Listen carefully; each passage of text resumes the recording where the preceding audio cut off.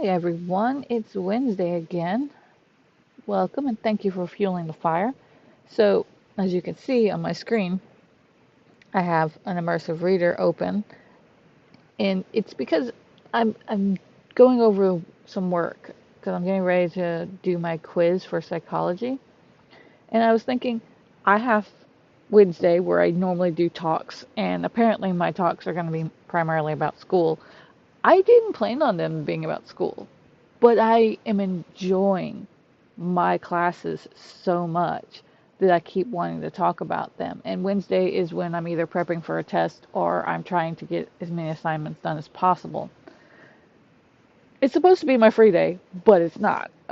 Closest thing to a free day I have is on the weekends when I work.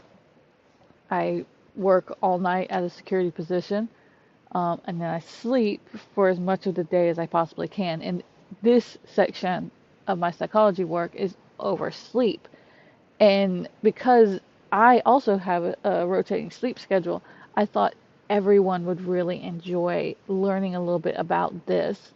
So, since I've already talked about class so much, let's kind of let my immersive reader here just talk to us about sleep. Because, first of all, sleep.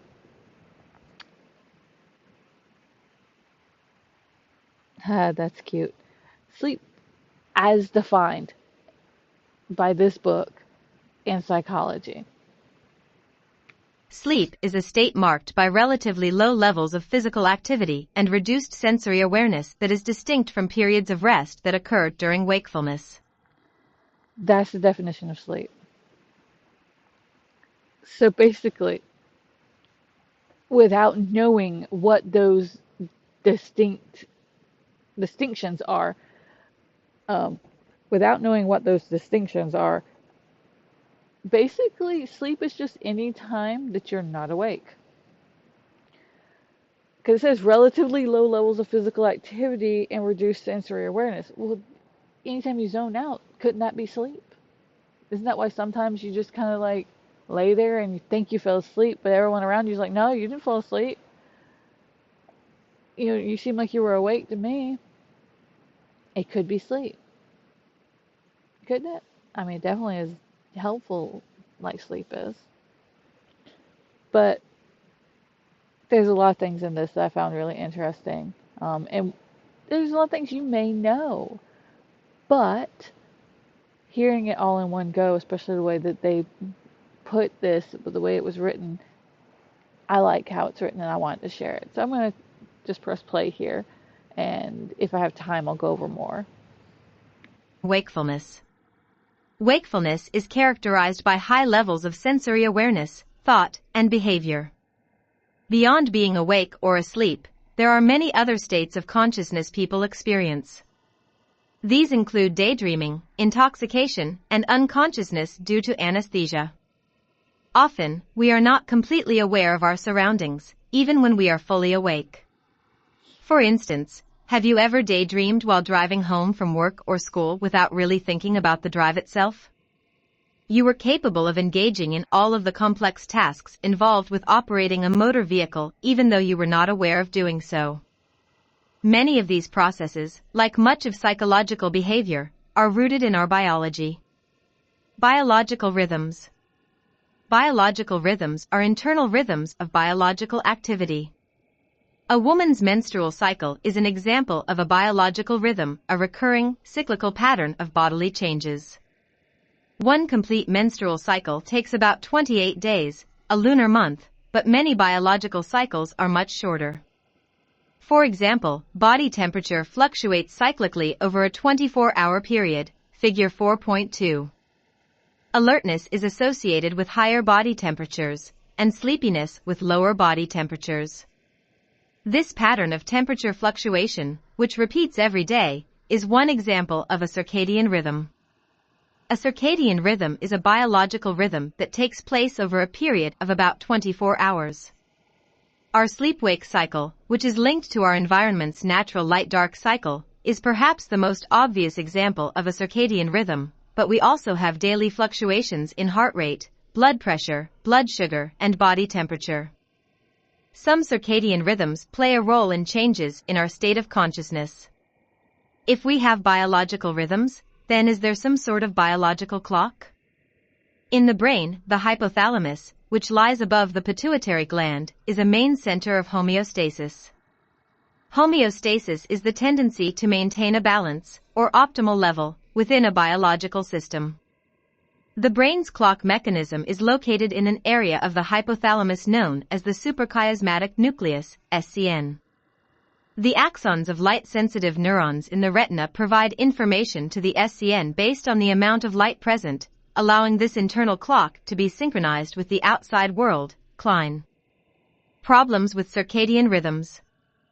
Generally, and for most people, our circadian cycles are aligned with the outside world.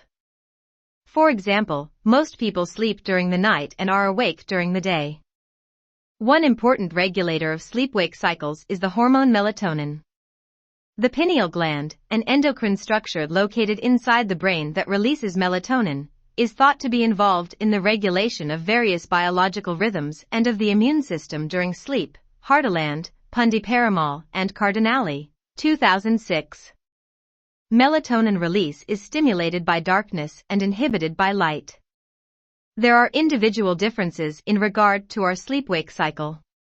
For instance, some people would say they are morning people, while others would consider themselves to be night owls.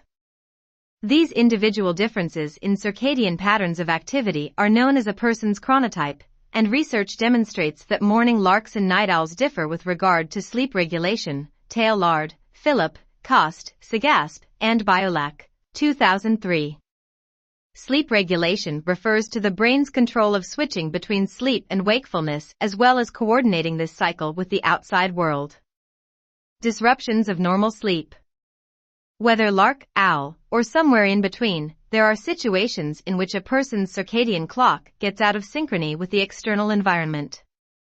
One way that this happens involves traveling across multiple time zones.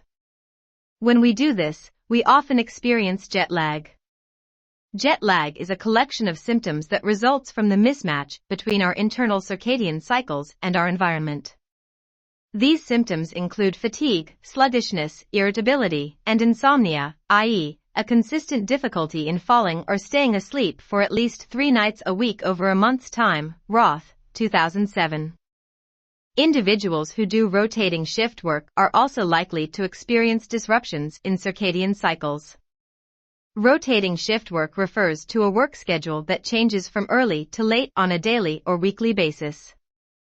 For example, a person may work from 7 a.m. to 3 p.m. on Monday, 3 a.m. to 11 a.m. on Tuesday, and 11 a.m. to 7 p.m. on Wednesday. In such instances, the individual's schedule changes so frequently that it becomes difficult for a normal circadian rhythm to be maintained. This often results in sleeping problems, and it can lead to signs of depression and anxiety.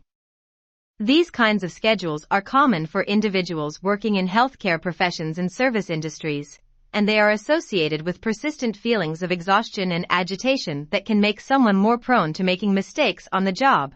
Gold et al., 1992, Presser, 1995. Rotating shift work has pervasive effects on the lives and experiences of individuals engaged in that kind of work, which is clearly illustrated in stories reported in a qualitative study that researched the experiences of middle-aged nurses who worked rotating shifts. West, Boughton and Burns, 2009. Several of the nurses interviewed commented that their work schedules affected their relationships with their family. One of the nurses said,